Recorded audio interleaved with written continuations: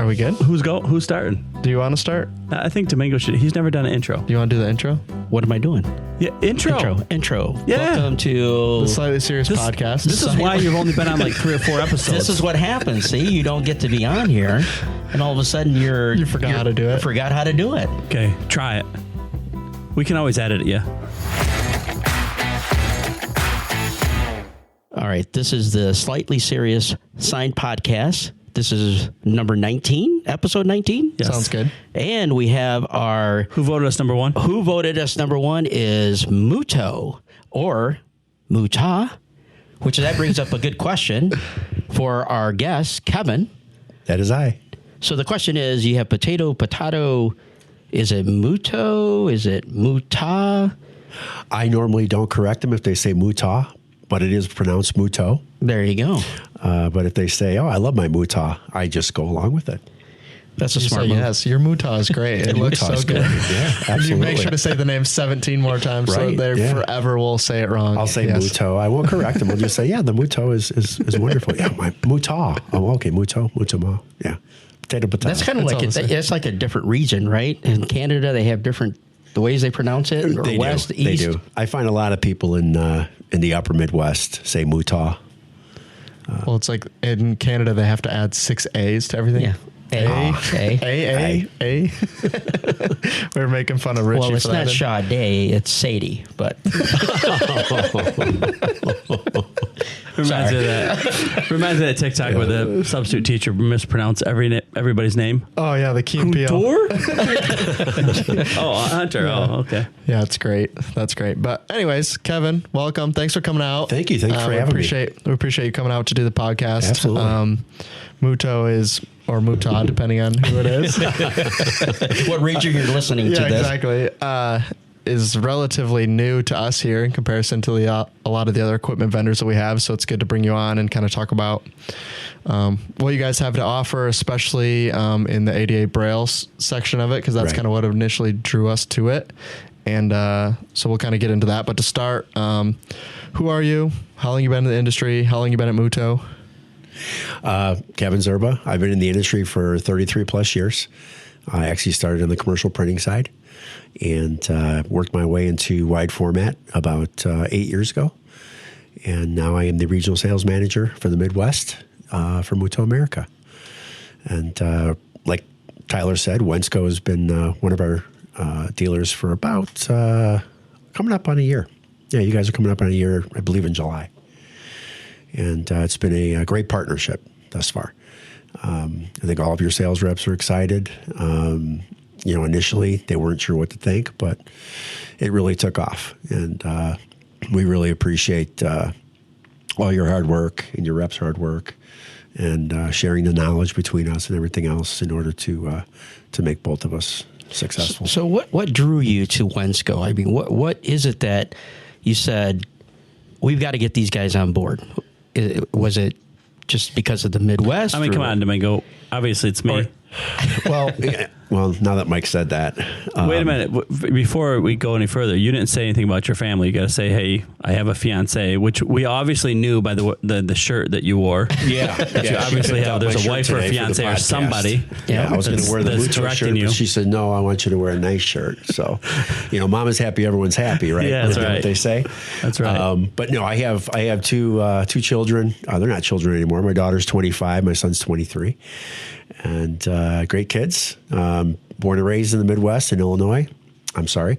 And no, I'm not sorry. I do love Illinois and being so close to Michigan and Wisconsin. And there's just so many great things to do, fishing and hiking and hunting and whatever else. Beautiful. Yeah. Well, they have a lot of good food there, too. Yeah, we do. We learned about last episode. I can't remember the name of it, though. And it was literally, we recorded it yesterday. Chicken Venezuela. What's it? Vesuvio. Oh, chicken Vesuvio. Vesuvio. Yeah. Yeah, chicken Vesuvio. Hey, I was close. It was close. We got there. No. We got there. It brings up an important question. So Domingo and I were just talking about this yesterday. So most of the people we have on travel for shows, right? Mm-hmm. So we've been a lot of different places. Right. So if you had to pick somewhere to eat, ideally in some of these, one of the travel cities that we go to, right? But it could be anywhere. Yeah. Where would it be? Because there could be a hidden gem that we don't know. Yeah, there could be. And- there could be. I had good meatloaf last night in Grand Rapids. Where at? Was it 123? I think it was a little restaurant downtown. What the heck is 123? I've never heard of 123. It's They have connected to meatloaf? some. It's connected to some theater, AMC theater or something. You think it's better than my wife's meatloaf? Oh, I know what you're talking about. Oh, I know what you're talking about. Yeah. Yeah. It's new. Yeah. Yeah. We got to go there I for say new. meatloaf then. It's been probably there a been like while. 5 years. Hey. But for me, that's new. It's I new. always we check don't go the Yelp downtown that reviews when much. I'm out of town. So. Listen, we still eat at that new Chinese restaurant that opened 15 years ago, and it's still known as the new Chinese restaurant. 'Cause it's the newest one. It honestly could have been more than 15 years at this point. It's been there a long time. We should look it up, find out. I don't think it's 15 years, but It's a long time. but still new. So going back to Domingo's question, Wensco came up. We actually host a variety of different rap classes with Avery, and one of the trainers was talking about Mike Hall. Chad Parrish. Chad Parrish. We can say his name. Yeah. And I said, who's Mike Hall? And he said, you don't know Mike? And he's like, he's with Wensco. And I'm like, oh, I have heard of Mike. And he goes, Domingo? And I said, yeah, I've heard of Domingo. And he's like, yeah. He said, you should get to know those guys. And I said, well, I'll try. And after several months of trying, Chad finally dropped a little note to Mike and said, hey, you need to talk to this guy. You were good enough to give me probably about an hour and a half. We sat here and discussed Mutoh and who we used to be, who we are now, where we're going, et cetera, and what value we can bring to Wensco. And it was about a year and a half long process. You guys came down to Phoenix, saw our full offering in our demonstration facility, met our product management team, president of the company, Brian Phipps, director of sales, Miguel Gonzalez. And it resulted in the great partnership we have today. So I'm really happy to have you guys aboard the Mutoh family. I'll tell you what, when we went down there and we saw that demo room, I was jealous. I was like, that's an awesome demo room. Yeah, they've done a tremendous job. In the 4.5 years I've been with Mutoh, we've come a long, long way. We've probably come 10 years in 2 years. Just with some of the additions we've had in product management and management in general, all the way down from the warehouse to finance to customer service, et cetera. It's just it's a family environment, kind of like Wensco is. Yeah, I mean, just to transition to what we wanted, what we talked about at the beginning of this, with kind of the main thing that we looked at when we looked at the Mutoh line compared to what we already had available, was like the 88 Braille section of that, right? That was kind of the main reason. Obviously, we ended up bringing on a significant portion of those products as well. But can we just take a second of this for the people that are new to 88 Braille or haven't done it before? Kind of what is it? And kind of where do we see most of this type of signage like going up? Yeah, absolutely. Mutoh actually introduced the XpertJet 661 UF. That's our 19-inch by 23-inch UV-LED flatbed. And we primarily introduced it as I shouldn't say primarily, but what we did is we kind of jumped on the Braille bandwagon and said, hey, this is kind of an untouched type thing. Let's wrap our arms around it and see what we can do to develop some technology to make it easier for our existing customers to get into different markets. We're always about adding value for our existing and new customers and our resellers as well, our largest customer. But as far as Braille is concerned, there's so many variables that go into printing ADA compliant Braille. And from the dot heights, dot shape, the tactile, the pictograms, the vertical spacing, horizontal spacing, et cetera, et cetera. What Mutoh's done is we've created a print environment in our Vertilith RIP, which comes free with every printer. And that allows the end user to build the Braille file and then import it into Vertilith. And then Vertilith will automatically apply all of the measurements and whatnot in order to make it ADA compliant. So is Vertilith doing like the spacing and all that stuff? Or are they still building the actual individual layers? No, Vertilith dots is in actually there? laying down the ink and also spacing and whatnot. But most of that is done in the Flexi Design RIP. Okay. It can be done in other RIPs. But the print environment that we have built is specifically for Flexi Design, and we also provide a free copy of Flexi Design with the printer as well. Okay. And Flexi Design is doing the kind of most of the heavy lifting there. That's doing the heavy lifting. That's applying the the Braille, the spacing, etc. And then what we do is we build a print environment on our end to tell our printer, okay, here's what you need to print, how you need to print it, how high you need to print it. It's probably about 20 to 30 different settings in the RIP that need to be adjusted in order to print the compliant Braille. I'm mostly asking in terms of if somebody hasn't done it before, right, and they're trying to do it, in terms of how easy is that for them? From what we've seen, and you can correct me if I'm wrong here, though, basically in Flexi, you're going to go in and say, hey, here's my 661. I want to say, I want this to say 661 on the wall. Yeah. You're going to go into Flexi and in the Braille section, type in 661, and it's just going to generate that little dot matrix, and you're going to put that into your file. Is that correct? Yeah, more or less. There's more steps involved, but without having a computer and everything else, it's not easy to explain. But the bottom line is, Flexi does all, like you said, does all the heavy lifting, and then we do the compliant printing, and we actually share the patent on that technology. So not only you're printing compliant Braille, but you're printing legal Braille. A lot of companies claim that, our printers will print Braille, but it's actually in violation of the patent.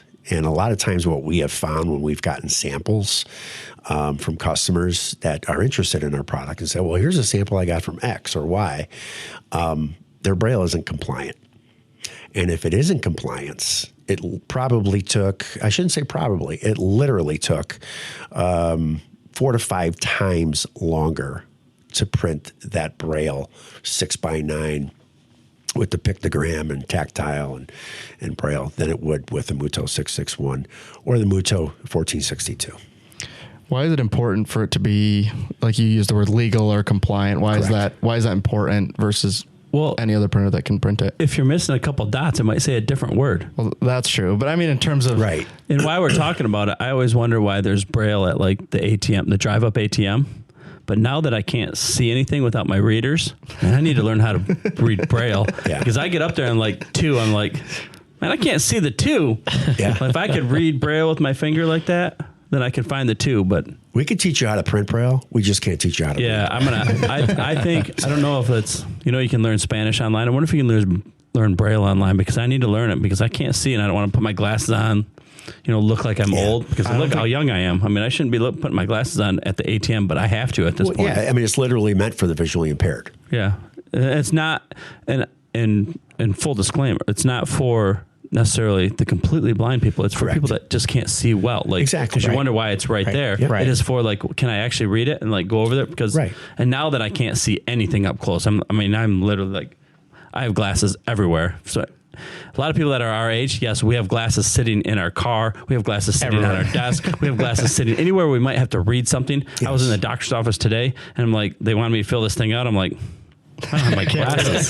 So you have to take your phone out. That. Yeah. Yes, take your phone out, blow it up. Like, okay, I can fill this out. So, but yes, it's not. I want to learn how to read it just so I can. I don't have to wear my glasses everywhere. And there's different grades of Braille too. There's grade 1 Braille, which is kind of letter for letter. The Braille will be, or there's grade 2, which is condensed, or a better word would be like shorthand. Makes sense. Grade 2 is the Braille that's most widely used. Okay. But right now, the 661 is the only compliant machine, or for the 16, not the only compliant machine, but a legally compliant Braille. Legally compliant. Exactly. Okay, I just want to make sure that everybody understands that. Exactly. So it's like anything else. I mean, you can't reinvent the wheel and then claim, hey, look what I did. I invented the wheel. You're in violation of someone's patent. Okay. So for if somebody's looking to buy one, right, and they find another solution that isn't legally compliant, why is it important to get one that is legally compliant? Is there like legal ramifications, I guess is what I'm asking in terms of... Well, the legal ramifications will be that, whoever does hold the patent can serve a cease and desist, not only to the printer manufacturer, but also the end user who actually is printing the Braille.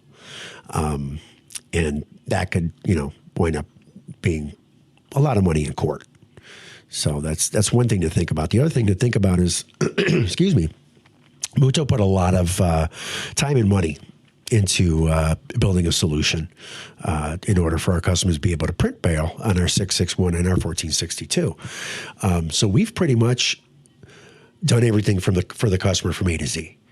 We have videos online. We have tutorials. We have 5-hour-long tutorial on Vertilith to teach customers how to build different print environments. Excuse me. And what our technology comes with is everything you need in order to print Braille. We don't want to say we make it simple, but we do. I have a quick question. You have 661, 1462. What do those numbers mean? Okay, so the 661, the first number is like 0.6 meters. And then the second number is 6 colors or 6 channels. And the third number designates one print head. One print head. And the 1462 is 1.4 meters, 6 colors, and then 2 print heads. So the 1462 adds dual staggered Epson DX7 print heads. And it also adds 4-inch LED arrays on both sides of the head. So now your bidirectional printer will be 2.5 times faster than it was on the 661, because not only do you have, 4 channels of white and 4 channels of varnish versus just the 1 channel of white and varnish on the 661, but now you have more lamps that are drying it quicker as well. So it's mostly speed and quality is what the number is kind of indicating for that. It is. It's speed and quality. And we had a lot of customers that, purchased the 661 in the last 4 years that were asking for a larger unit just so they could get more production out. In the meantime, they were just buying 2, 3, 4, sometimes 8, 9 units. So we introduced the 1462 Japan. It was actually one of the fastest produced released products in Mutoh history from design to completion. And the reason I think it was the fastest was we already had the technology. We just needed to make it bigger. And that's what we did. And the quality's the same. Print head's the same. Inks are the same. The only difference is obviously size. But they both have, all the built-in technologies that Mutoh offers, like our patented light dimming control, which allows the end users to individually turn off different cells of the LED lamps. And what that allows is for you to print either glossy, semi-glossy, or matte on the fly in one pass. So CMYK, white and varnish, along with, glossy or semi-glossy, one pass.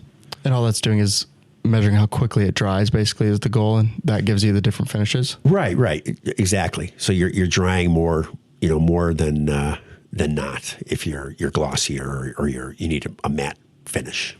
Okay, makes sense. So if you're a sign shop owner and you're not doing any ADA now, right? What would their end users look like that would be interested in ADA Braille and maybe just aren't asking for it currently because they don't know they can do it? Right. And that's a great question. And I think one thing I've always told my customers is, are you doing all of your customers' printing? Have you asked? Because a lot of times they haven't. And their customers are sending out for ADA Braille, or their customers are sending out for, trophies or awards or name tags or whatever, whatever you can print on the 661 and the 1462.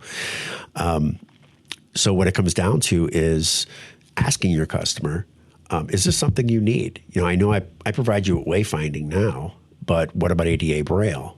Is that something you need? Yes, I do. How much of it do you farm out right now? And bring that in, figure, what if I can bring that in-house? And I don't want to say we help you build an ROI. The ROI builds itself. I mean, you could get one print job for a government building and it'll pay for that 661 2 times over. Yeah, if you think about it in terms of like a hospital, Correct. like how many of those ADA Braille signs are in there? There's Right. hundreds of them, right? Yeah, it's not just government buildings and whatnot. It's every building has to have, whether it's a type of wayfinding for the visually impaired. It has to be. I'll say that marked. Exactly. But if you start walking in these buildings, we talked about that in some of the episodes. We look at the signs. Right. We look at how is it, what material they're using. It's the same thing. You start looking at Braille, anything, ADA, and you'll say, oh, there's one, there's another one, there's another. You start looking at it, and it's just like, somebody's making them. Yep. They are. And here's a machine that can do it. Yep. Right. It's an unlimited market. It really is. It goes back to that same thing I was saying when I get on the elevator and the numbers are too small. Man, I wish I could read which floor I got. Which way it goes. I'm like looking down like, okay, it's a 3. Okay, I need to go to 3. So, Oops, 8. Yeah, I get up. Where am I? If they go up or down, or if they go left to right, it's hard to know if you can't read them. But what I think we might run into, what customers might run into, is I think some of their end users are viewing ADA as a totally different type of thing, not signage at all, right? They're like, oh, I need to be ADA compliant. So they're Right. going to look up, hey, I need an ADA tags for my doors, right? Sure. And not think about the sign shop at all in that, because they're thinking this is completely separate, right? Name tags, completely separate from signage. Exactly. Versus the sign shop going out and saying like, hey, I know you're going to end up needing these. Yeah. We can also provide that solution as well. Mm-hmm. And more than likely, they're just had no idea that you could even do it or offer it. So Correct. I think it just comes down to knowing who your customers are, knowing that they're going to end up needing these signs, especially if you're doing any signs for new construction at all, and making sure you ask them about it. Right. Yeah, we have some of the largest Braille printers in the country. I mean, that's all they do is Braille. That's their specialty. And we've got 661s and 1462s at these facilities. And that just, lends credibility because they do it so many different ways. There's the photopolymer. There's the beads. Sticking the beads in, drilling and sticking the beads in. There's like 4 or 5 different ways you can do it. But this is the most efficient way that you can do it, and cost-effective way that you can do it. Production time, labor is very limited. Your operator can literally load the bed, press go, walk away, be doing something else. Printer's done, unload, reload, go do something else. So there's not a whole lot of labor involved. We found customers that are, making a lot of margin on the ADA signs, just because it reduces the cost of your labor, your supplies, and your overhead, basically overhead. Sorry to interrupt the podcast, but we do want to do a special episode for episode 25. So we want to do a Q&A episode. So if you have questions for anybody here on our team, anybody that's currently been on the podcast, we'd love for you to send them in. Send them to podcast@wensco.com. Again, that's podcast@wensco.com. All your questions, whether it's to me, to Mike, anyone that you've seen, or anyone that even from Wensco that you know of that hasn't been on the podcast, we're welcome to have them come on and answer some questions. We want to get as many questions as we can, so please send them in. Again, we're going to do that for episode 25. So hopefully we'll get a lot of questions. We'll ask out on social media as well. If you have any of our information, you can reach out to us directly as well if you don't want to send it to that blanket email. But hoping to do a big episode for episode 25. So send in your questions. Again, podcast@wensco.com, and we'll answer them. Answer them. Oh, shoot. All right, Rick, I'm just going to resync. Okay. Sorry to interrupt the podcast, but we want to have a special episode for episode 25, and we want to do Q&A. So if you have questions, send them to podcast@wensco.com. If you send them to that email, I'll get them. We'll go through them on the air. If it's anybody that's been on the podcast, any of my brothers, anyone you've seen, Domingo, Mike, anybody like that, welcome to send them in. If it's to somebody you even haven't seen on the podcast yet, but you have questions for them, we'll bring them on to answer your questions. So send them in. Again, podcast@wensco.com. You can also send them out on socials, or if you know if it's anywhere, if you have our phone numbers, emails, send them. I don't care where you send them, as long as I get to me, and we'll be happy to answer them live, potentially live, on episode 25. So send in your questions. Again, podcast@wensco.com, And now we'll get back to the episode. So we talked a lot about ADA Braille because I think for a lot of people that'll be a market maybe they haven't touched. But just still sticking on the UV flatbed options, what other markets are you guys seeing that it's been big for those printers besides ADA Braille? You guys actually have two very unique installs in the last few months. One is printing the cornhole boards. And I mean, literally, that's what he bought the unit for, was to print cornhole boards. But now they're actually doing, other stuff with it as well. Just because they saw how versatile it can be. It could print anything up to 5.9 inches thick. So that makes it extremely valuable, versatile for printing on different arrays of substrates as well as heights, et cetera. Second surface printing, whatever they need, this printer will allow them to do it. Pause. What's second surface printing? Second surface printing. I mean, I know what it is, but there's people that are listening. Probably that don't like some of our competitors. Let them know. Yeah. What that? Let me give you. Good point. Yeah. Jared, pay attention. Jared. Okay, this would be an example of second. Can you see me here? Yeah. Yep. Second surface printing. So basically, you're printing an image on the back end of the material, a layer of white. You're flipping it over, and then you're printing another layer on top of the second surface. Does that explain it well? Yep. Okay. You see this a lot in if you've ever seen any of a lot of people are printing art on acrylic and that kind of stuff. So they're actually using clear acrylic and they're printing the entire back in white and then printing the surface on the front. You get instead of using white acrylic, you get almost a three-dimensional. Yeah, that is an excellent sample. And our product development team does a phenomenal job of putting these samples together to allow us to show customers all the different ways they can make money with these printers. Yeah, if you're not watching on YouTube, go watch on YouTube what he just showed you. That is by far and away as a UV sample, and we've obviously seen them all. That UV sample is by far and away my favorite, where there's a print on the back. So they printed on the back, then they printed white. And then on the front, they printed, basically looked like a chain link fence. So it looks like your baseball team standing behind your chain link fence. And then they attach another piece that's also raised letter, but it is textured too. So you can. It is textured, so it feels like it too. Right. So that's my favorite. Like and if you haven't seen a UV print, that is by far and away my favorite UV print sample. So yeah, if you're listening to the audio, at least just go to this section on the go to this video time and see it. If not, Mutoh probably can get you some samples. We literally requested some. And I carry around a case of samples whenever I travel with your reps.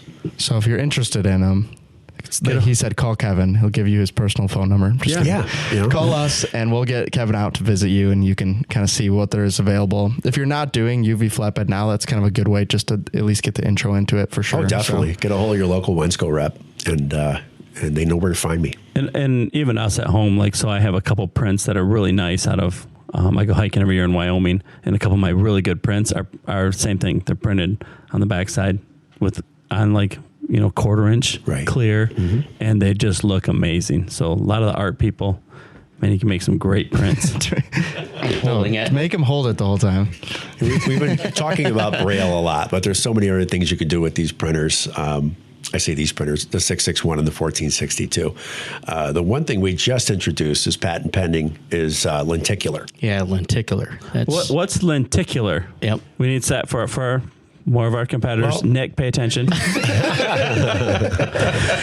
In order to do Lenticular in the past, you had to buy a very expensive lens. And these lenses are basically textured, and based on the texture, it changes the image as it's printed on the lens. So what we're actually doing is we're printing the lens with varnish. So as you can see, as you walk by, it changes from skeleton to T-Rex. Another sample is the Pirate. It changes from skeleton to the Pirate. You may or may not be able to see this very well, but up close you can see it. If you're I guess anyone my age, this is what you got in the McDonald's Happy Meals for 4 years, where it was two different images, and as you turned it, it would be one image, and then you would look and see the other image as well. So you must have had very nice parents, took you to like McDonald's, got you Happy Meals and stuff. Didn't just get you a burger. I got like one Happy Meal. Come on. And all three of my brothers we all had to split it. It was a 4-piece chicken nugget split between 3 kids. The nuggets. And one toy between all 3 of us. No fights happened, I'm sure. It was all... My kids laugh when I bring up Lenticular because they've been hearing it for years. Yeah. You know, every time we're at a grocery store or wherever it is, I mean, been in the industry for so long, it's like, hey, that was printed this way. That was printed this way. That's, you know what that is? That's Lenticular printing. What's that, Dad? You know? Yeah, I think the problem was before it was, like you said, it was expensive to do. So the technology was cool. And then when people were like, how much does it cost to do it? And they're like, yeah, nobody's going to pay that price for it. Versus now, if you're able to print it, one, you don't have to have anything special added on to what your existing equipment. Yeah, that's all you need is the 661. So I'm sure now that it's a little easier to do, we're going to see a lot of different applications come out. And this is specific to the XpertJet 661 UF. Makes sense. Yeah, it hasn't been released for the 1462 yet because that's a dual head machine. So. But that's an interesting use that I don't think we haven't seen. We saw it literally at the last show. It was the first time we had seen it's a value added, and that's what we bring to our customers. We like bringing value added products so they can get more value out of their printer, make more money out of their printer. Have you seen anybody like implementing Lenticular at all yet? It's brand new, so. Yeah, I have a couple of customers that have been testing with it. Okay. They've printed samples and they're going to take out to their end users and say, hey, what do you think of this? You know, what would you pay for something like this? What software are they using to? It's Photoshop. Yeah. Okay. So you do the build in Photoshop, and then you import it into VertiLith, and the print environment that our product development team made will allow you to do the lenticular. Gotcha. Printing the lens, basically. Is there any chance we can change the name of VertiLith? Because it's kind of hard to say. Can we change it?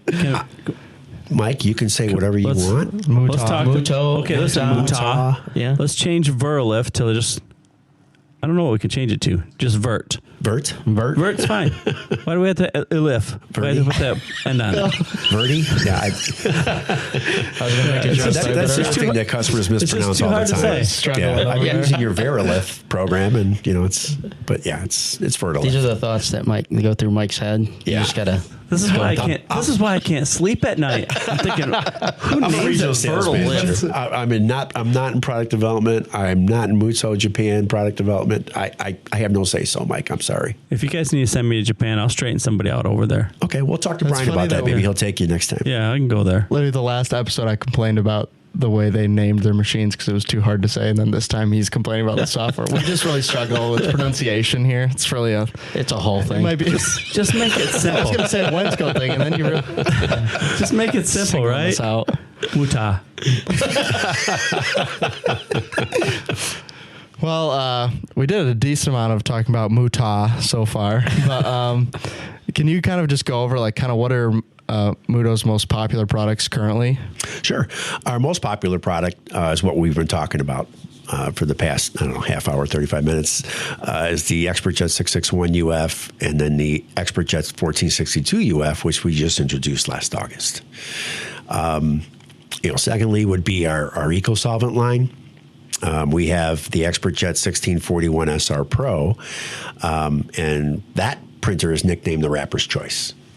We've been doing wrap programs with Avery for probably over 10, 12 years. And every single time that we do one, we presented those wrap classes and kind of educate them on the printing side as well. And all the different things that you can do to make money with your printer, just besides, commercial wraps. I know you have somebody writing articles for the Wrap Fam magazine currently, kind of going over that for the past few months. So if you're interested in that, you can, those are all free. Should we get a little plug to Wrap Fam? How do they find it? Just find them all on social media. It's literally Wrap Fam. WRAPFAM. Mm-hmm. All social medias, and then you can get to their website from there. But yeah, they've been releasing a magazine for the last 5 or 6 months, I think, so far. So we have ads in there. You guys have been writing articles in there. Right. Yeah.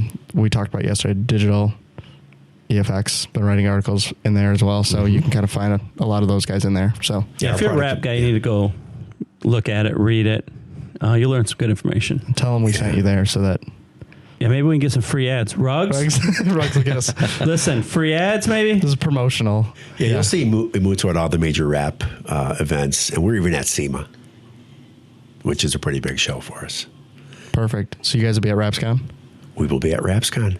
Yes, in Long Beach. Yeah, you want to see me and Tyler? We're going to be there. Yeah. We actually have we're going to have our podcast stuff there too. So if you happen to be there and you really want to come and visit us and be on the podcast, reach out to Tyler. We might let you. You'll have to have read our minds though, because this will already come out after. Wait, this comes out after RapsCon? Yeah. Never mind then. Forget everything we just said. It's literally like 6 days from now. We leave next week for that. We're leaving next week. We'll be there a week from today. I'm going too. Apparently. And Mutoh will be there too. All right. Well, you'll have stop by seen the what booth. we did. Yeah, we'll have seen what we did there. I just have to ask Mike not to jump in and try and wrap the car himself. We already have people that can do that. So, I'll give it a shot. he's multi-talented. I'll give it a go. Yeah. Give it a go. You can make it look really good by the time they pull it out of the building. The question is how well it holds up after it leaves the building. We've had this episode. What's my way? Heat and mash. Heat and mash. Heat and mash. The heat and I'm mash YouTube method. certified in the heat and mash. Nice. Don't look at the mirrors on his truck. That's all we're trying to say. Yeah. They looked really good on day of install, and then Well, like you say, go 55 miles an hour. Doesn't matter. looks great for my house. Looks great for my house. So we talked about the most popular equipment. Do you guys have anything like new that has come out, or anything you guys are working on in the process? That's a great question, because I was just going to say, hey, we do have some new products coming out as well. We will be introducing a new product at Printing United in Vegas. I believe that's September. Yep. Yeah. I can't say what it is. I haven't seen it, tasted it, felt it, nothing yet. So I'm just being told we will have a product there, possibly two. If you've been following Drupa at all, Mutoh Europe has introduced a couple new products there. We don't all necessarily introduce products at the same time. Right. It's whatever fits our market. And we just introduced, I shouldn't say we, but Mutoh Europe introduced the Hydroton 1642. And what that is, it's a UV ink that is suspended. I'll say it's aqueous based, more or less. And it's an aqueous based, like a UV hybrid? UV ink. Yeah, it's like a UV hybrid ink. It almost, I hate to say the word, but it almost reacts like a latex, where you can laminate same day. It has 160% stretchability, so even more stretchability than our EcoSolvent inks, and not by much, but more. And 3-year outdoor, so it's an interesting product. We just kind of have to see whether or not it fits into our market, and there's a lot of interest in it in Europe. I'll say that. In Drupa, there's been a ton of interest. That's interesting. I don't think I've seen anything like it, so yeah, it'll be interesting to see it. I just thought about something. Maybe this might get edited out. We always say 3-year durability, or we see 7-year, we see 5-year on the ink. Yeah. Who's not laminating this stuff? Are people really wrapping cars not laminating? That's a great question, and I think the exact same thing. When people say, what's the outdoor durability? What does it matter? You're going to put a laminate on it. It depends on what laminate you put on it. Right? Yeah. Yeah, I think we should be able to say, listen, 7 years. Listen, right? Stupid, laminate it, and it ain't going to matter what the ink is, because there's going to be laminate over it. Yeah. Well, can we say that or no? But it does matter what the ink is. It really does. You can't just laminate Eco right off the bat. Right. I mean, you just got to air out. You have to let it out gas. But they always give you a warranty on it if you put this print with this ink outside on a Mutoh. Sure. But most of that stuff you should be laminating anyways. If you're going to try to put it out 3 years, listen, customer, laminate it. Don't just put it outside. No, you definitely want to. But every manufacturer does protect it, it from the elements, and I mean, weather's different in the Midwest than it is in the Southwest or the Southeast, so you definitely want to. And we've been around long enough where when these machines first started coming out, some of the chemicals in the car wash would wash them directly off. Your sticker would be red; it'd come out white. That's no longer the case. They use different chemicals. White sticker in your car. Yeah. But that was, 10 years ago when those machines were out, that was the case. Like you'd see all these white stickers on cars. That's why you saw them. True story. Yeah, is because the car washes at the time had different chemicals than they have now. So that might be why now they give us the 3-year. Right. But I mean, even like I'm sure there's sticker people that are out not laminating, right? They're printing No, they're about just 6 printing mil. and just sending them out. That's kind of that probably is mostly who that's going to be for, right? It's like, hey, are you making bumper stickers? Then here's what we'll give you, right? And right now, I mean, 3 years. What you're saying is the max you're going to get out of a vinyl too. So at least you're meeting the expectation there. So if you're using a 3-year outdoor rated vinyl with 3-year outdoor rated ink, I guess you can get by without it. You're right. In reality, like we push people towards that, right? Like, hey, you're putting a golf sign up. Use the 6 mil vinyl, so it's still easy to apply, but you don't have to laminate it. Yeah, right. For you yard cut signs, out a step. Yard signs and that kind of stuff too. Right. But I mean, you're not going to want to print like a. I just contradicted myself, so just cut the whole thing. Like, I don't know what happened. You just went like squirrel. Well, like a yard sign. You can put a yard sign on the 661. You start talking about fluorescent colors and it'll last out for a year. It's 3 weeks. Yeah. All right, Rick's saying we got to wrap this up, Tyler. He's pointed at me 7 times. Yeah, he's not being very nice to us today. Yes. I guess that was just very interesting, so it went a little long. Rick, do you have someplace to go? You got someplace to be? What's going on over there? Don't throw your water on the floor again. That's how he knows when we've really gone too long. He threw his water on the floor all the time. I spilled my water. He's over there like shaking it upside down. Yeah, that's how he goes. I spilled it. I'll just say one more thing. All right. You can go on Mutoh's YouTube channel. We've got a lot of digital shorts on there and videos on there that show off some of these applications. You can go on mutoh.thinkific.com. That's got some training on there for existing customers or customers that want to be Mutoh customers. And also, if you go on Mutoh_Midwest, that is me. So I created an Instagram site, and I will be posting the latest and greatest of what Mutoh has to offer, as well as informational videos, etc.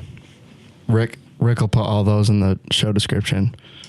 I just gave him work. I don't think we've posted anything in there yet, but he'll get it done. So yeah, Rick, can you add more stuff? Because if Rick's going to hustle us, we're going to make him put up more name tags. Yeah, those are all name tags. Rick wants me to make. If you're not watching YouTube, you should see like the possibilities of these name tags that he just put up.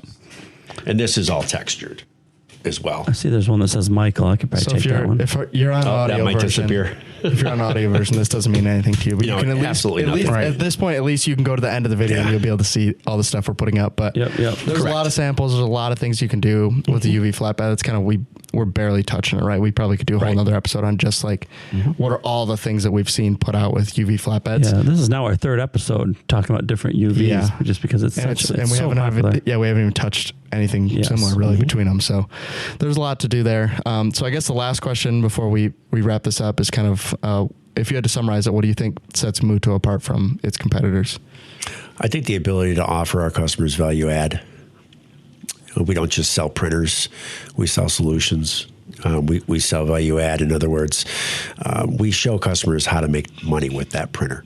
All the different applications you can print, whether it be windows, walls, and floors with your EcoSolvent printer, or trophies, second surface printing, Braille, canvas prints on our UV printers, and then we also have a award-winning. I shouldn't say very. We have an award-winning dye sublimation line as well, which we haven't touched on, but maybe in another episode. We haven't touched dye sub at all. Yeah. I mean, as Wensko as a whole, not even the podcast. Yeah. I was explaining that to him. That's something that we have to look at. We do sell dye sub units. Yes, we do. If we have to. If you're interested. There's one literally sitting right there. Yeah, we have one right outside the door. We do have one sold right now. It's sitting outside the door. Yeah, we've done a bad job. So that might be a good idea. We have to talk about that. But thanks for coming out. We appreciate it. Thank you. I appreciate your time. We appreciate your relationship. We've somehow made it to 19 episodes of this. And so I'm still surprised when people want to come out and be on the podcast, but which is great. Yeah. I'm surprised when people still text me because we introduced them Monday morning. People text me like Monday, like 10 a.m. And they're talking about the podcast. And it's like, we pre-record these guys. I can't remember what I talked about 3 or 4 weeks ago. Like they're asking me something. I'm like, man, I recorded that 3 or 4 weeks ago. I have no idea what we said then. So he can barely see, let alone remember. Right? Yeah, that's exactly right. Yeah. But seriously, we appreciate Mutoh, what you guys have done in the last year for us. At least it's been Good.